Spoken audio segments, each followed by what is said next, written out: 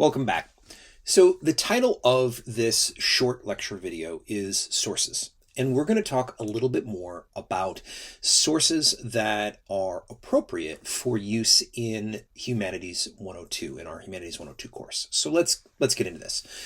So the first thing to think about with sources is defining our terms. And we want to talk a little bit about primary sources versus secondary sources. So we're of course going to have our assigned course textbook, which is going to have information from scholars, and it will have quoted information from various forms of art and literature, as well as different historical sources.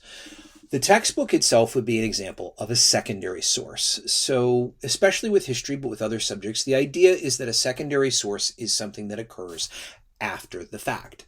Now, not all secondary sources are as credible as the other.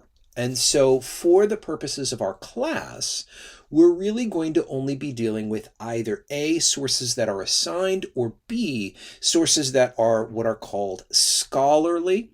Now, the phrase scholarly source will be somewhat flexible in that you will see some identify it as scholarly source, academic source, peer-reviewed source, that kind of thing.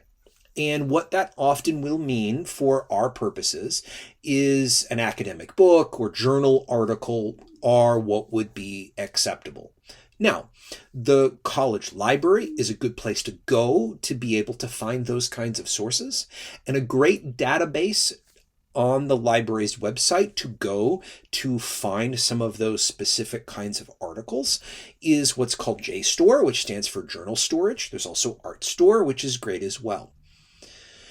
There are also primary sources. So those are lived sources, lived from the time, experience, and it can be a wide range of things. So it can be a work of art. It can also be a letter from a king or queen. It can be a newspaper article covering something. It really can vary, but those are going to be primary sources. So again, we've got secondary sources.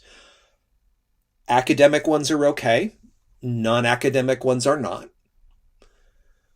Primary sources, depending on how we use them, are okay. But again, they've got to be assigned or used for a specific assignment.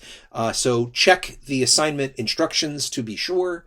And of course, when it comes to primary sources, we need to be mindful of bias, because how folks in the past wrote about different things, they may have views or use language that, of course, would be inappropriate and we wouldn't want to validate. All right. Thank you very much.